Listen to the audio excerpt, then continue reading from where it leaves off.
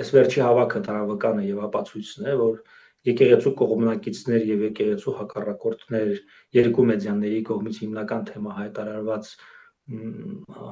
այդպես միջոցառմանը հավաքվել ընդամենը 3200 հոգի է վերջը 3020 մարդ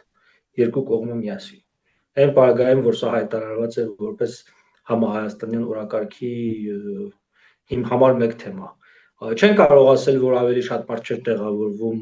բանում էջմիածնում որտեղ վերևից նկարներ կան որ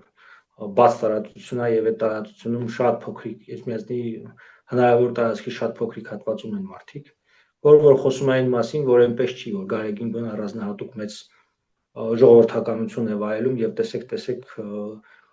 ժողովուրդը նրա կողքին է իհարկե Փաշինյանի կողքին էլ չի այսինքն կա որոշակի